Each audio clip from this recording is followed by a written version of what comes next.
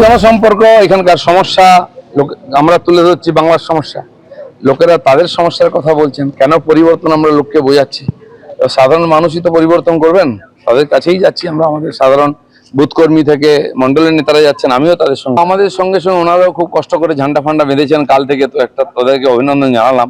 এটা খুব ভালো কথা, তারা খুব কনসাস, সম্পর্কে বিরোধিতা না করে স্বাগত করেছেন ঝান্ডা বেঁধে। ঠিক আছে, আমাকে দেখে একটু উৎসাহিত হয়েছে, ওরাও স্লোগান দিচ্ছে, যারা জয় শ্রীরাম বলছে ওরা জয় বাংলা বলছে, ভালো কথা। এভাবে হোক, ঝগড়া না করে রাজনীতি হোক না, লোকে ঠিক করুক, কি করবে।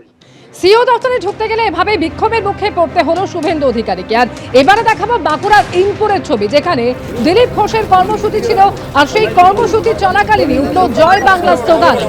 বাঁকুড়ার ইনপুরের ভালুকা গ্রামে বিজেপির প্রাক্তন রাজ্য সভাপতির কর্মসূচিতে উঠল জয় বাংলা স্লোগান।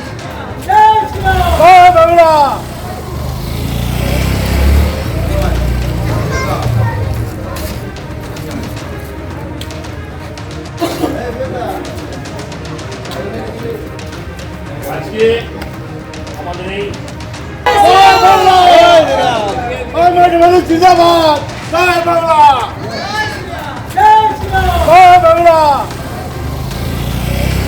হারানো চাকরি ফিরে পেয়েও কান্না ক্ষোভ চাকরি প্রার্থীদের।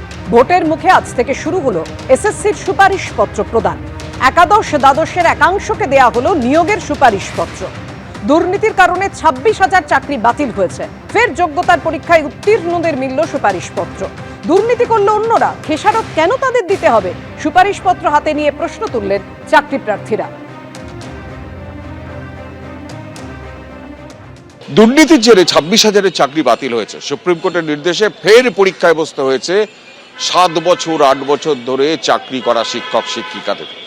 তারা উত্তীর্ণ হয়ে অবশেষে স্কুল সার্ভিস কমিশনের কার্যালয়ের বাইরে এইভাবেই লাইনে দাঁড়িয়েছেন, কারণ আজকে স্কুল সার্ভিস কমিশনের তরফে নিয়োগের সুপারিশপত্র দেওয়া প্রথম শুরু হয়েছে।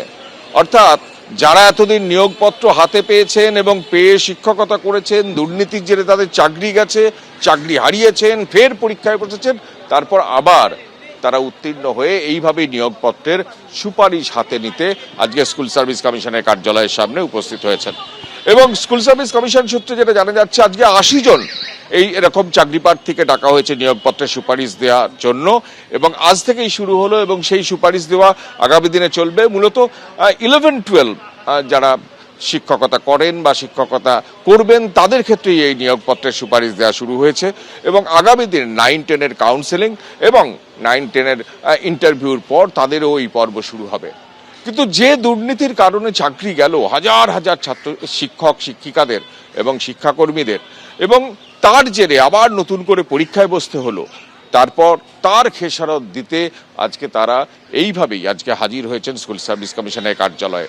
যার ফলে যারা নতুন চাকরি প্রার্থী, যারা প্রথম চাকরি পেলেন প্রায় 10 বছর অপেক্ষা করে, তাদের মুখে এক চিলতে হাসি এই আজকের এই নিয়োগপত্রের সুপারিশ পেয়ে।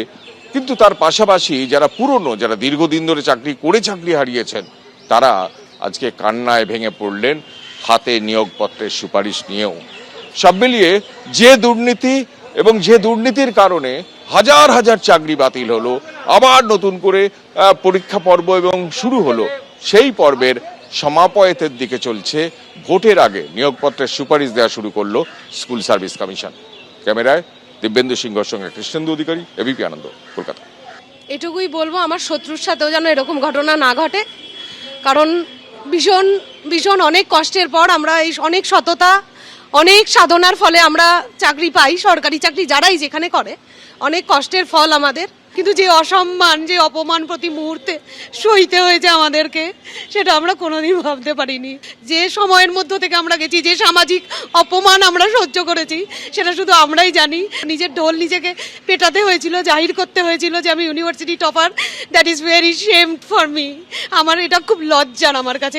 আমরা যেন কন্টিনিউয়েশনটা পাই, কারণ আমাদের চাকরি চলে যাওয়ার পিছনে আমাদের কোনো দোষ ছিল না, আমরা কোনো অপরাধ করিনি।